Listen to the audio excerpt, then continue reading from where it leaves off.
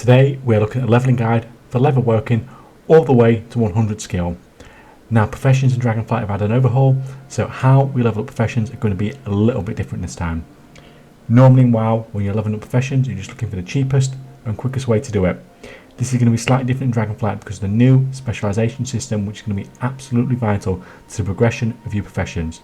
The reason it is important to point this out is because in this levelling guide we're not looking at the cheapest way to level up, we're looking at the way that's going to set you up in a way that will be great for your long-term progression of your leatherworking. In Dragonflight, the first time you craft almost everything from your profession skill gives you a crafting bonus.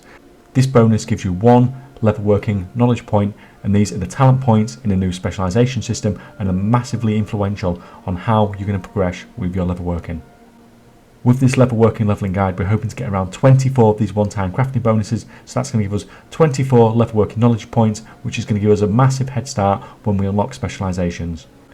The approximate list of materials we need: 258 resilient leather, 184 adamant scales. We only needed 18 dense hide this time around, not the whole 20, and 16 lustrous scaled hide.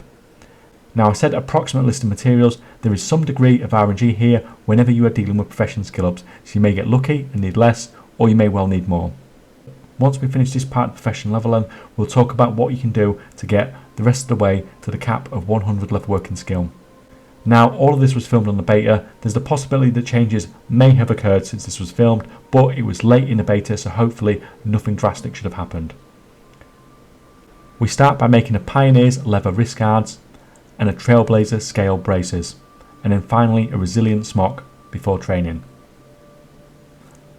Pioneer's leather boots followed by Trailblazer's scale boots, and then train again.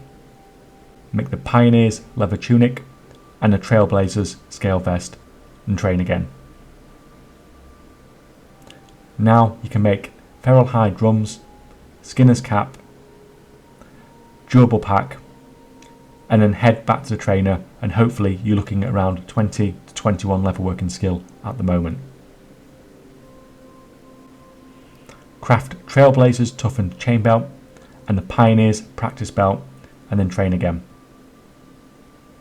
Make Trailblazer's toughened gloves and the Pioneer's practice gloves, and then train again.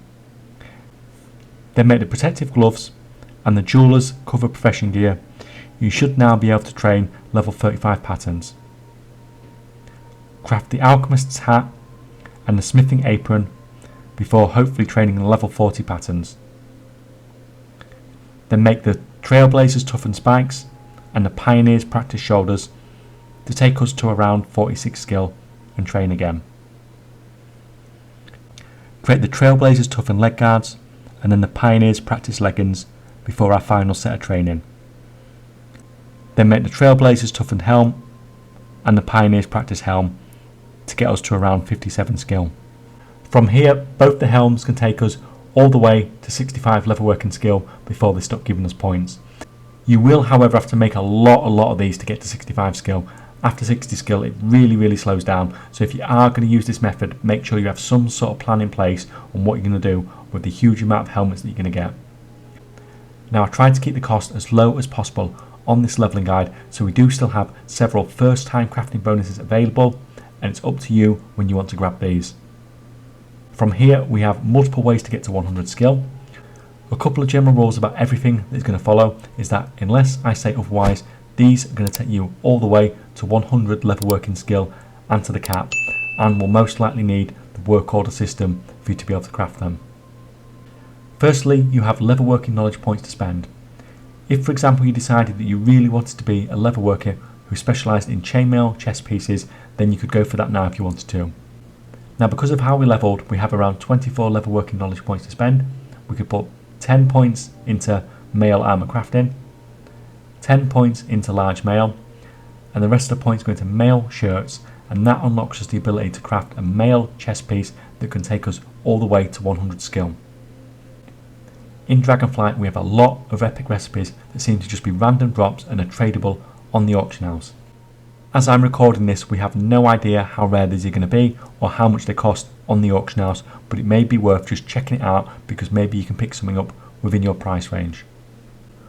What is probably going to be the most common way for people to level up is using the leatherworking recipes they can pick up as reputation rewards. What I have listed here isn't every recipe you get from reputation, it's just what I think are the most relevant ones for getting your skill to 100. Every single one of these recipes can get you all the way to 100 leatherworking skill. We have 2 reputations in Dragonflight that we need to prioritise as a leatherworker. The Ascaro Toscar are located in the Azure Span, and at Renown 15 they offer us the patterns for the Snowball Makers and the Allied Heartwarming Fur Coat. At Renown 18 they offer us the patterns to 4 pieces of profession equipment for blacksmiths, herbalists, jewel crafters and skinners. As a leatherworker we also need reputation with the Maruk Centaur. At Renown 13 you can purchase the Allied Leg Guards of Sansok Khan and the Ancestors Dude Rippers. Then at rank 18 we unlock the ability to make 4 new bits of profession gear. The Expert's Alchemist Hat, the Flameproof Apron, the Masterwork Smock and the Reinforced Pack. How you get to 100 skill then depends completely on your plans and resources. If you know for sure you're going to go for a certain levelworking spec and then this can level you up, then that's a bonus.